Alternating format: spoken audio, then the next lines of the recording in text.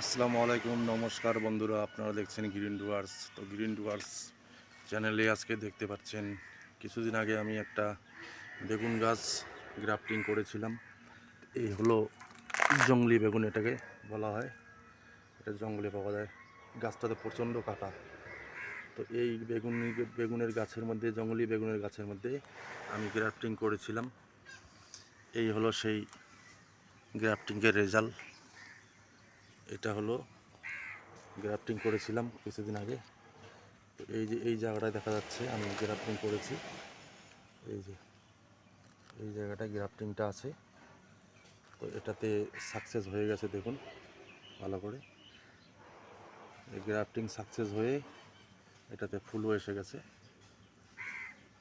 এই জংলি বেগুনের সঙ্গে গ্রাফটিং করার উদ্দেশ্য হলো, এটা তো জঙ্গলের মধ্যে, এটা জঙ্গলে হয়ে থাকে।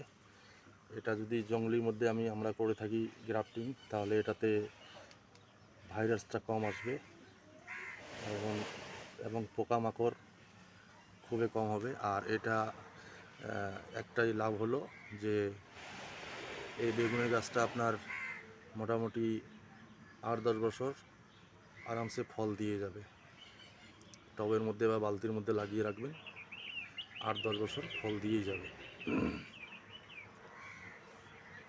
তো এটাই হলো আজকের ভিডিও। এই দেখুন বেগুন গ্রাফটিং কী করে হয়েছে। তো আমি আজকে এর গ্রাফটিংয়ের প্লাস্টিকটা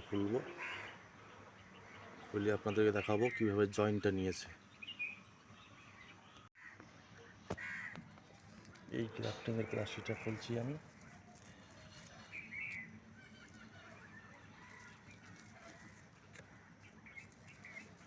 দেখুন কত সুন্দর জয়েন হয়ে গেছে, কত সুন্দর জয়েন হয়ে গেছে। দেখুন ঠিক যেমন আম গ্রাফটিং করা হয় সেরকমই গ্রাফটিং হয়েছে। দেখুন কাছের থেকে দেখাচ্ছি কীভাবে জয়েন হয়ে গেছে।